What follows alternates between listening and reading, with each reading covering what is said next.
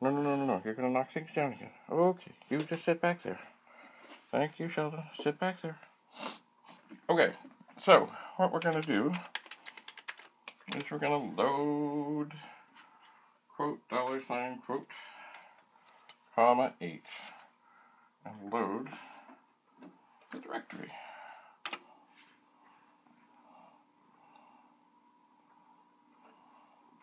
No, no, no, Sheldon. Sheldon, thank you. Sheldon, thank you. Thank you. Thank you. I know. Just a moment. Put that back. And then we will list. And of course, it will go by quite quickly. There are lots of things on here, some of which I have used, some of which I have not. But long ago, I would have tested them all to make sure they're all good. So on a lot of TPUG disks way back when, the first thing there was a list me file. And we worked very hard on making the list me files helpful. So that if you had something you weren't sure about, or you wanted to know what something did, that there would be some sort of clue in there, and typically in the order of the directory. The best thing with the list me file, if you come across a disk like this, is to print it, because it is not formatted for a 40-column screen, or if you're on a 128, load it in and look at it on the screen, it'll look better. So,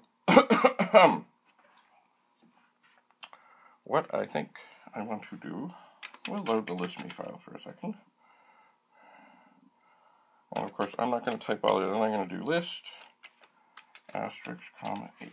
Oops. Now, beware. I shifted for the asterisk. I did not need to. There it is. So it is going to load. Now, the list me file on this disk is quite extensive. It is 43 blocks in length. Many, many hours went into that. Let me just check how we're doing here.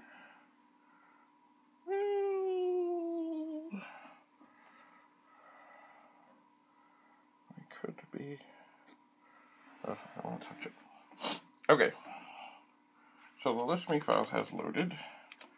And we'll go slowly. Now, and the list me file is made up of remark statements.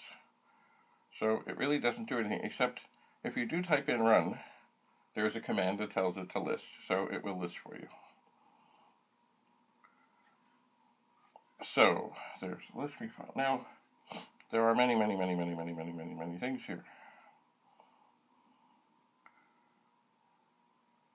And it is kind of hard to read like this, but you know what I want to try and do is, I'll just let that go through. I'm going to make sure I have a blank disk here, which I do. It's disk I use many, many, many, many, many, many times, because I'm going to load the directory again. And remember, if you load the directory, whatever you have in memory is gone. Gone, gone, gone, gone, gone. So don't load the directory and think your program's going to be there. Because what I want to do is I want to load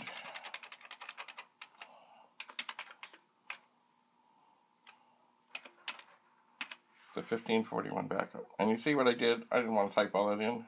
And to make sure I get it exactly right, I move up, I type load, I move across, I put in comma 8, I put in a colon, otherwise it'll think there's something that PRG thing wants to do. And there isn't. And then it will load. Now, it's funny, there are, sometimes there are even things I don't remember about what it was. I was looking at this before, and when I run it, it will clear the screen, and it'll come up with these options, backup command. And there are different ways of doing a backup of a disk, and I'm going to pick B. maybe I'll pick A. What does A say? No, it does not work. B. BAM, select backup. Destination. I'll say backup. Now, one thing I'm going to do, I'm going to take this disk out of here in case it suddenly jumps into action, which I'm sure it isn't going to. But I'm going to see. Okay. Enter disk ID. Oh yes, disk ID. Well, we'll say that's BK for backup. Insert destination disk into the drive. Oh yes, this is, I seem to remember, it's very friendly about making sure we don't do bad things. So now it is formatting the destination disk. And I'm just going to have a look in here. Well, we seem to be missing just a widow bee bit of the top of the screen. I'm going to be ever so gentle and careful. Still doesn't look quite bang on. But anyway, so it is now formatting. Now, remember, this is what life was like when we had a Commodore 64, a monitor, and one disk drive. Which is what most people had because these things were not cheap.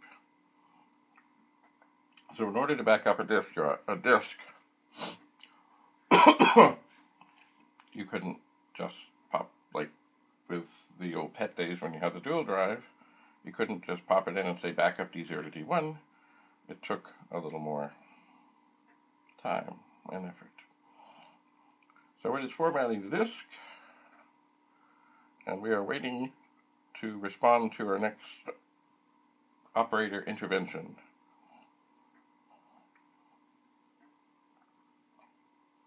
Of which it should be coming soon. We want to insert, okay, and the disk status is okay. It gives us a little error, not error things, or lack of error things. So we take the source disk. Now it doesn't tell us what to do, but I'm going to hit return. And it is now reading the BAM from the source disk, which is the block allocation map. Aha, verify source disk for backup. Okay. So, it is now reading stuff from the disk into the buffer. Now, of course, the disk holds about 170K, the computer not so much. So there will be a little disk swapping involved here. But sometimes, oh, it seems to be going along quite well. Nothing wrong with swapping from time to time. But this is what we had to do. This is much more, as slow and as painful as it seems. Can you imagine when we just worked on cassette tapes?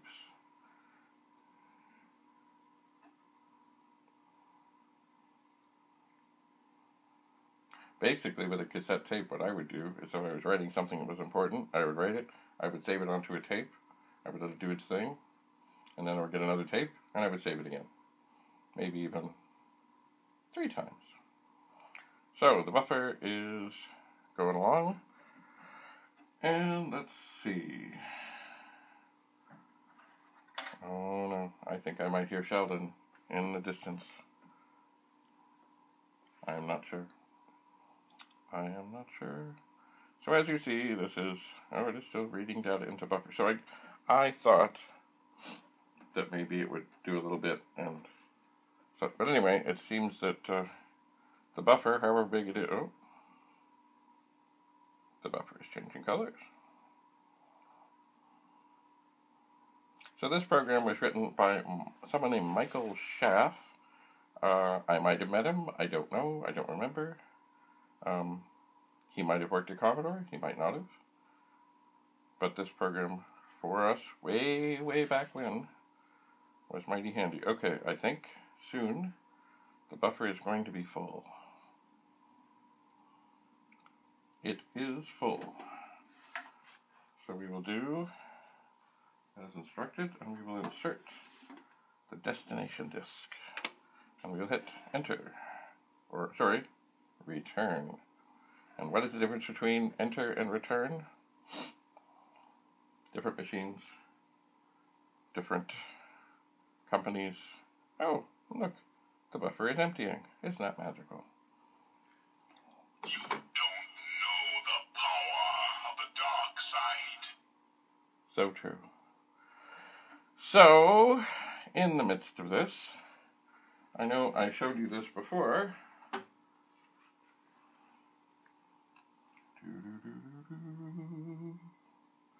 It's the Commodore Sound Expander.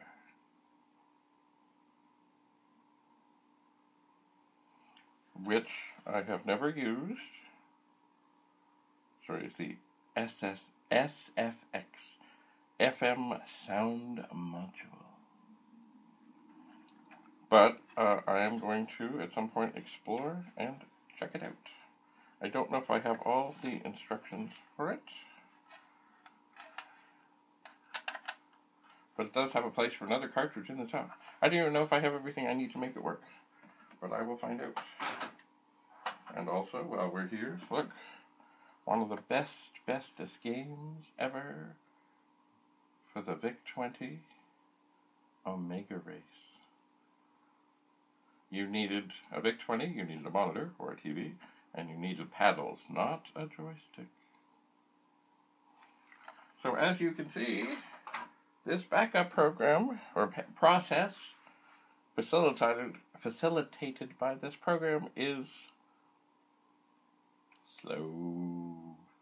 We have put our destination disk in. It is almost finished. It's going to ask for the original disk, which we will put in.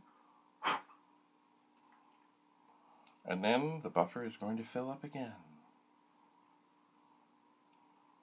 Operator intervention. Insert source disk into drive. Right. Source disk. And I'm going to press the space bar. Space bar works too. Maybe it should say press any key. Of course, as many new users will say, where is the any key? So it is now filling the buffer again. It is.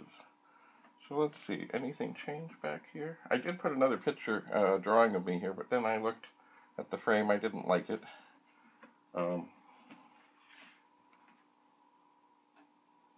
These two fellows here, I'm afraid to move the picture. Anyway, that's my brother and I. We were part of a project about twins. And it can be seen on the internet. Although it has shown in art galleries around the world. We were one of 8 pieces in this project.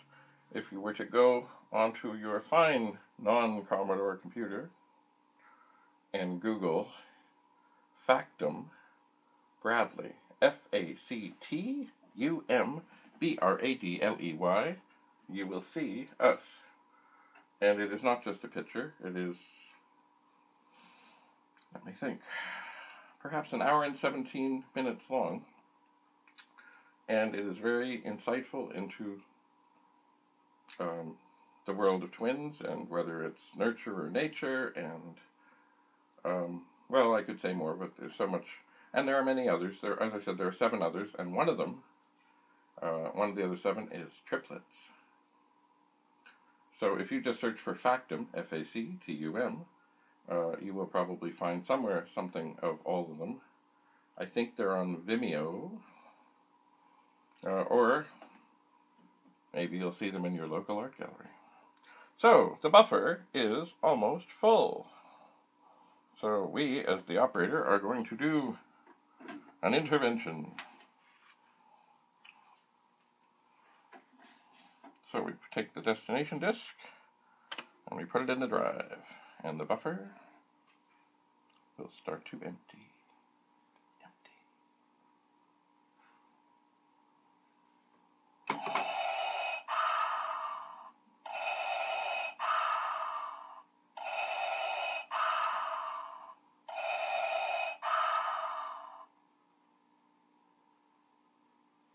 Yes.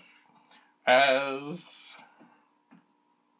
was the case way back when, copying a disc left you with much time to ponder. Because, well, you only have one drive. There's only so much memory in the machine, and the serial bus on the Commodore 64 is notoriously slow. That's why people came up with things like fast load. It's funny, I have not tried. I happen to have, although I don't really. Sorry. I do not use fast load. Yet here I have this sort of banged up version. I am wondering, maybe I should try this sometime.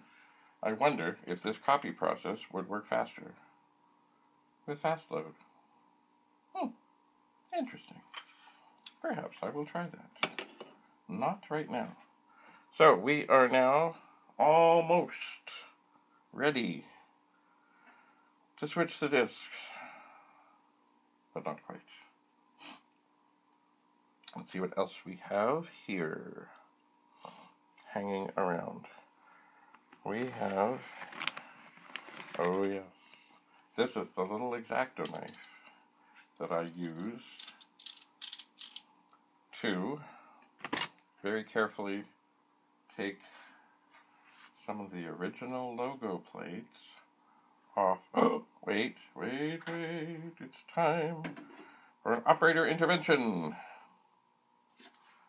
We must take out the destination disk and put the source disk into the drive. And now the buffer will fill. Excuse me, one moment.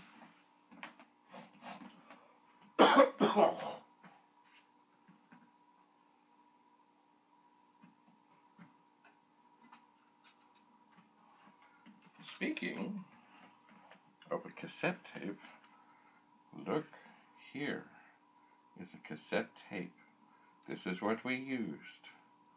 This is what I started on when I was at school, Northern Secondary School. When I first saw a PET, this is what we had. There were no disk drives. You would do what you had to do. You would save it to the tape and have faith that it would be there. Although, I must say, the Commodore system, by the way, this is, although this is blank, this did come, this is an old TPUG tape from when we were on Avenue Road. Anyway, my friend, and I call him my friend hesitantly because he was always, he always walked to his own beat and his own drummer. He bought a TRS-80 when they first came out, even though I had said, don't do it. The PET is better, the PET is better, the PET is better. So the one nice thing about the PET cassette deck is there were no adjustments. There did not need to be. It was all set. It was all just in. You plug it in. Actually, I think I have one here.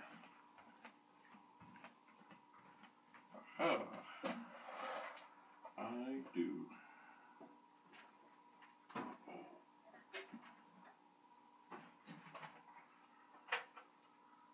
Oh dear.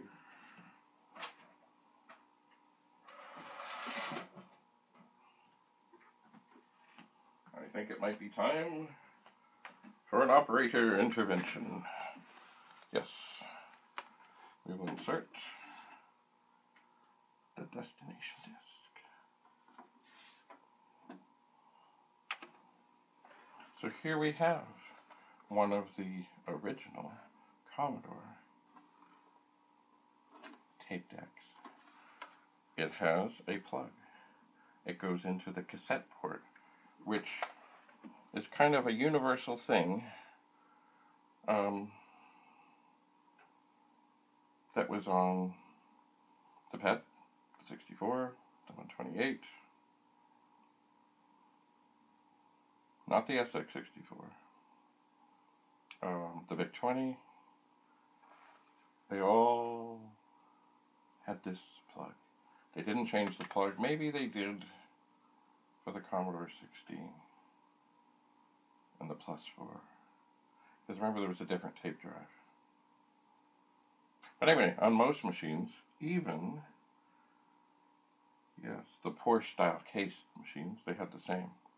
So anyway, as you note, there are no volume controls, which is key to the TRS-80 story that I was telling, because we would go over, and this fellow had a pool table, so we would play pool. And way back when, there weren't many programs around. There wasn't much to do, so people would get magazines and type in programs from the magazines or books. So whoever lost at pool would type, and until somebody else lost, and then they would come type, and then we would save. But with the TRS-80, the tape deck had volume controls. And if it wasn't just set just right, the program would not save properly, and it would be lost, forever lost. So it was kind of a pain. Now, anyway, eventually we did tinker around and experiment, and we made sure it was set right, and, you know, he put a little sticky thing on it. Oh, what do we got? Oh, operator intervention.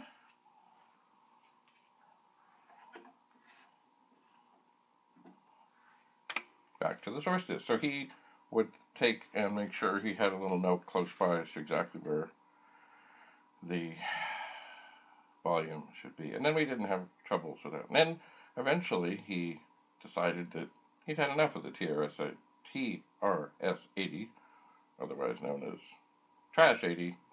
And I said, great, what a great time to get a Commodore 64.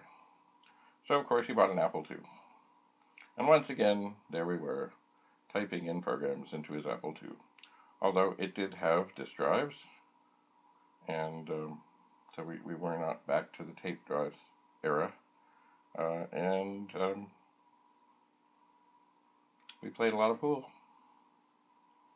Which, of course, is probably why I'm standing in front of my pool table, which I have not played on for many years because, well, going back to my first video, I have too much stuff, and I'm trying to get it organized.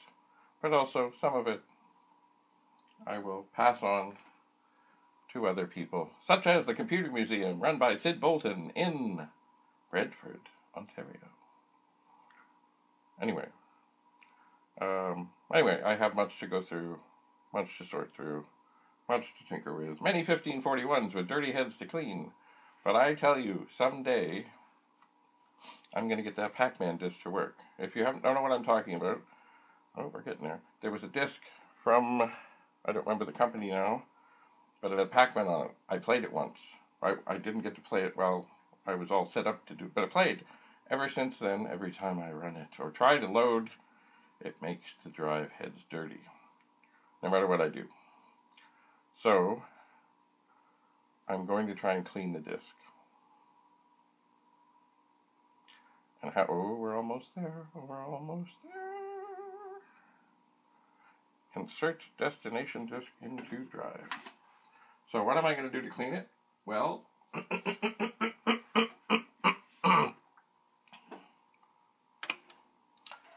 I'm going to slice the disk, not the disk, the sleeve, ever so carefully.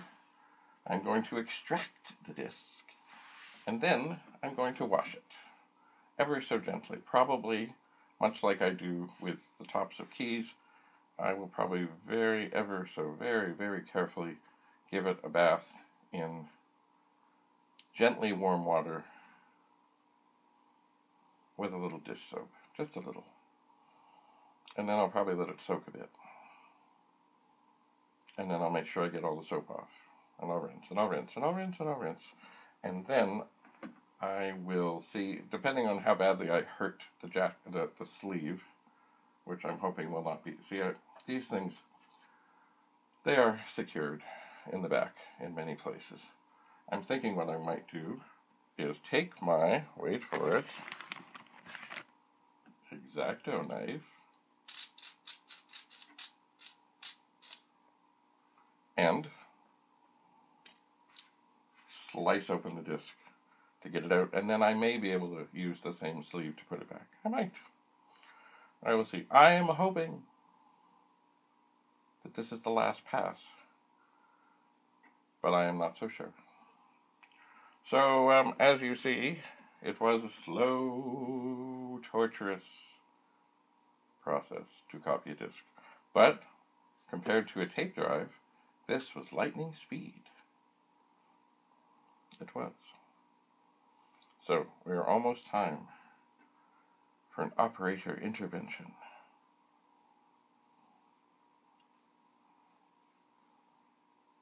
Almost time. I'm ready. Now, it could be finished. I don't know. Let's see what it says. It says, insert source disk. So we are not finished.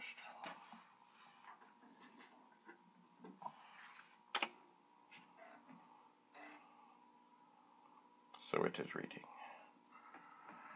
It is reading. So yes, anyway, tapes were slow. These disk drives were much faster and quite reliable. And this program was mighty helpful. I mean, oh wait. Oh no, I thought we were done. Anyway, I mean, you could do the same sort of thing as what I described with the tape drive. We could load a program in and save it onto another disk, which was all fine and dandy. But then if there were other files like sequential files or data files or whatever, that was a whole other thing. So really, this program, as slow as it is, but remember, it's not the program's fault. There's only so much data that can go between the computer and the disk drive at a time. So this really was a great thing. And you know, back then, it didn't seem like that much time because compared to what we've been using, it was fast. Lightning fast. It was. I've lost track of how many times we put the disc in. I think maybe this is the fourth. Maybe.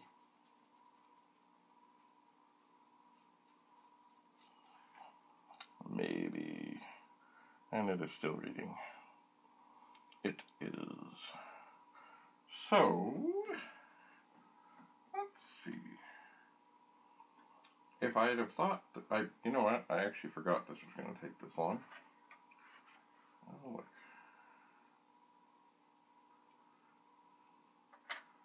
Here,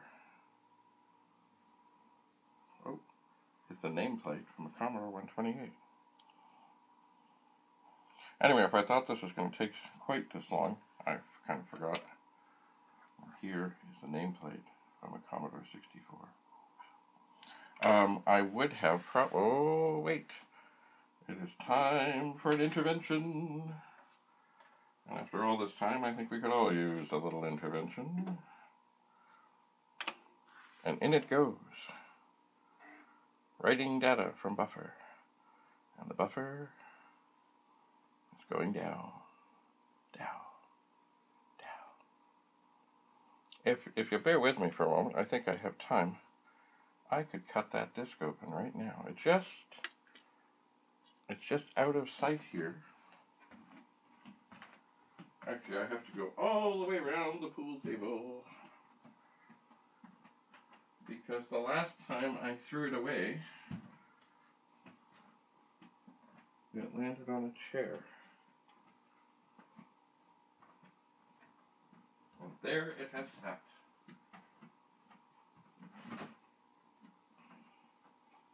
So, I did think I might take scissors and sort of just snip off the end. But I think this is better.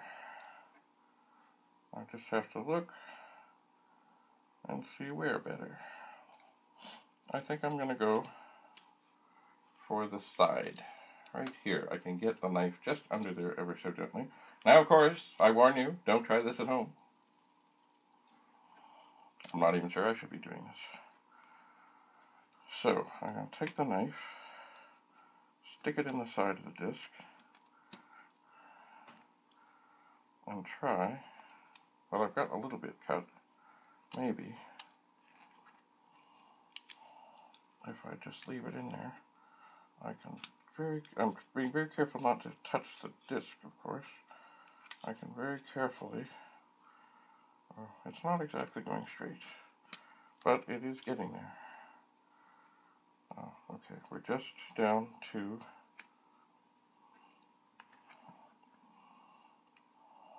okay, I gotta start from the other side. We're just down to the where are we? Executing. Insert source disk. Obviously, we are not finished. I've lost track of how many passes. Maybe this is the 5th. Anyway, if I had to do this again, maybe I would have cut on the side that didn't have the right protecting. But mind you, you know how many times I've done this ever? Never.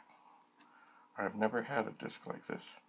Do not put the knife pointing towards yourself. Do not snipe. Okay. Okay, I have made the first little cut here.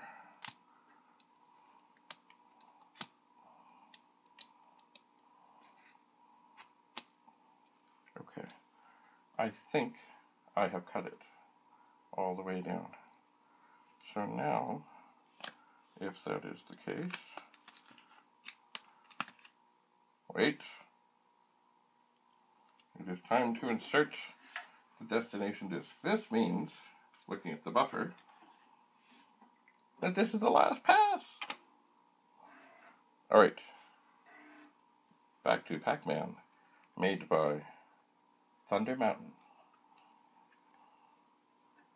I had, okay, here,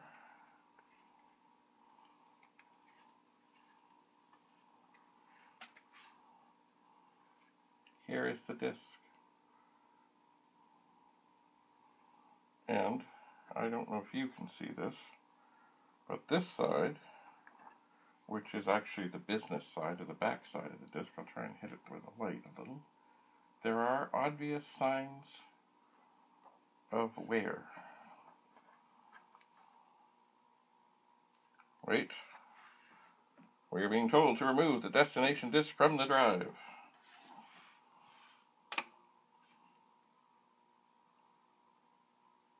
It is done. But is it done?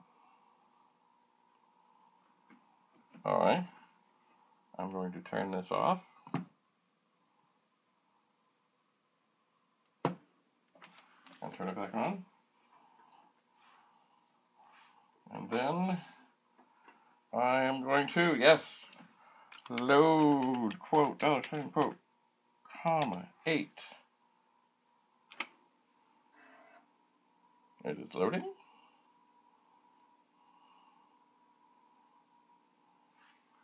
And now I will list. And we will find, yes indeed, we have, and see the top it says backup, and the ID is BK, and it looks like everything is there.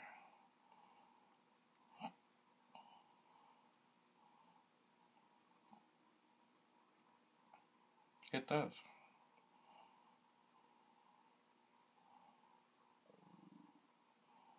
And 47 blocks free. Cool. Just for fun. Not that we're going to run it again. Let's load the backup program. I think that's what it was called. Oh, file not found. It was not called that. It was called, 1541 backup. Load. 1541.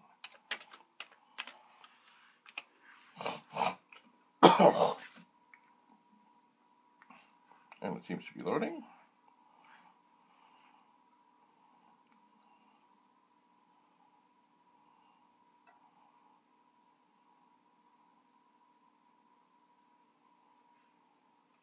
and we will run. And the screen changes color, and we could do it all again. But we're not going to. You know what we're going to do now is I'm going to turn this off. I'm going to turn this on. We'll finish up as we started. We will load the directory.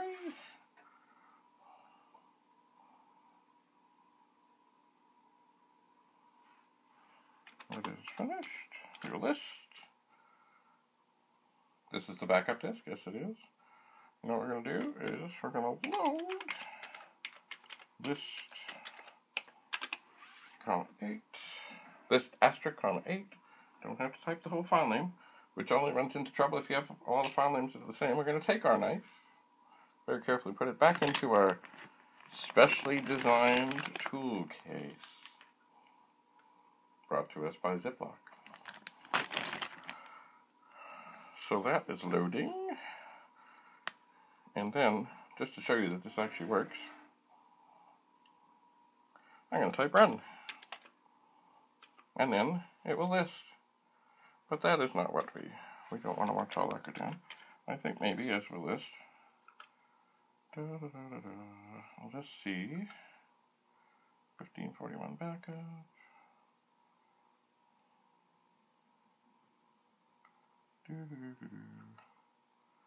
Let's see.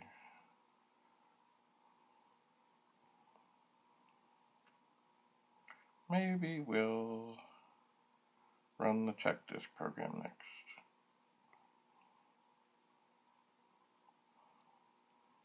Maybe. Oh, there's also copy things on here. Yes. Anyway, maybe we will experiment with other things on here. Maybe we'll check the disk, then we'll do some other copying of files, because you could do files. Anyway, so, but for the moment, we'll just let that go by, and as we're just about done today,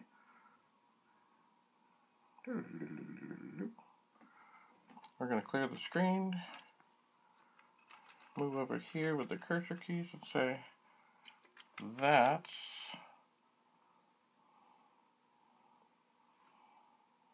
where's the apostrophe? Ah, above the 7. That's all, folks.